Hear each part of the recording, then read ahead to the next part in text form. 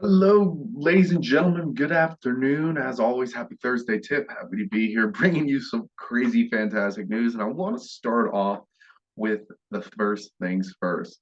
The Federal Reserve has just announced they launched their pilot program for the Fed dollar, Fed digital asset.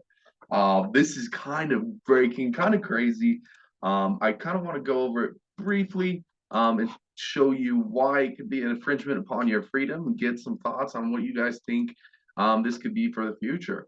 So, obviously, on November 16th, the New York Fed launched the digital program or their pilot where they're working with other big banks. And basically, what they're saying, and it's an improvement upon the general ledger system. So, when we think about blockchain technology, what it really is fascinating is from an accounting standpoint how well it keeps track of it. Much like our same ledger system that I'm going to show you right now, but they call it an improvement upon the current one. Whether you believe that is up to you. Me personally, I'm not buying it, and here's why. This is the current ledger system, how the Fed basically and how big banks move money. My name is Michael. I'm transferring money to Joe. Obviously, it's got to clear between two clearinghouse chaps and the other. So when I transfer it, it basically goes to my bank. My bank sends it to the central bank, and then the central bank sends it to XYZ. Basically, this new ledger is an improvement upon something that's already working fantastically. Hmm, interesting. Um, you know, I think about this. I really believe that the central banks are the most powerful people in the world, not your presidents. Anybody who controls the money has got to be very powerful. So why would they launch this? Well, just hired a couple 40,000 IRS new workers. Okay.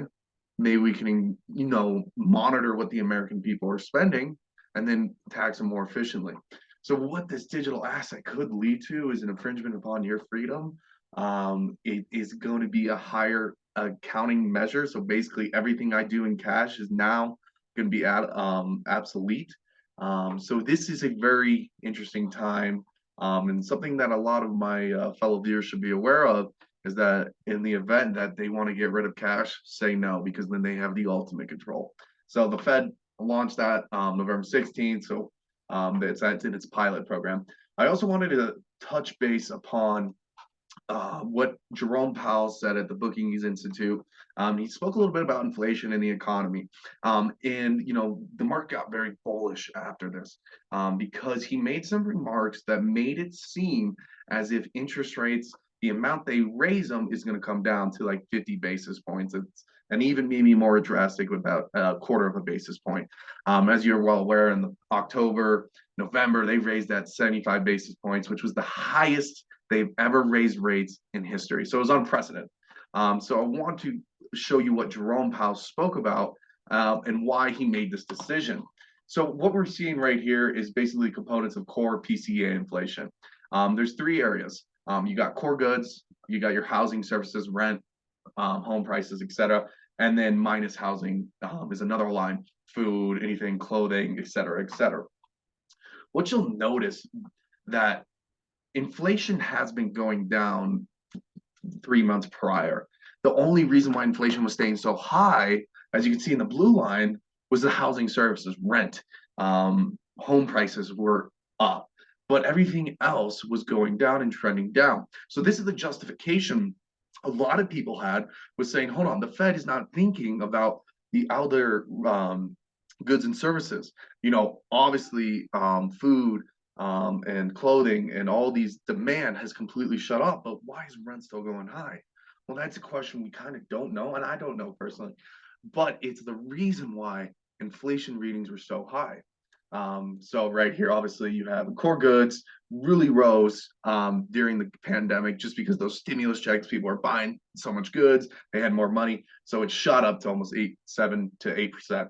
And then you have housing goods, housing during COVID, you saw the appreciation of these houses because of how fast they lowered interest rates. So of course you're going to see that rise.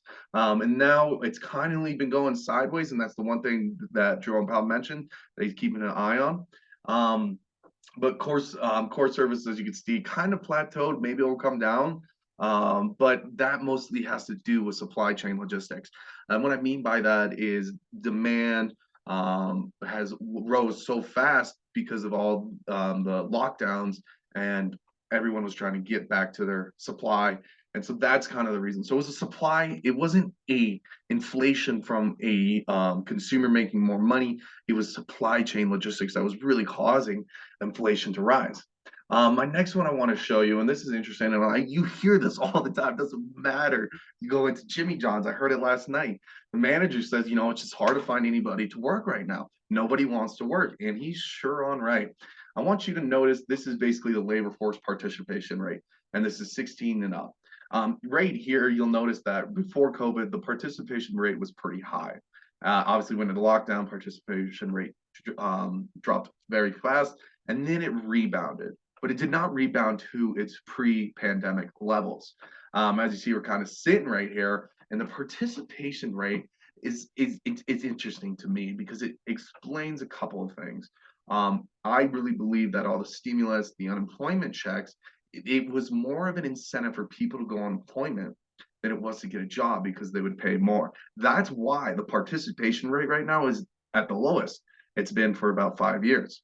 So how do we get that better policies in government? But you're seeing it firsthand right here, right there.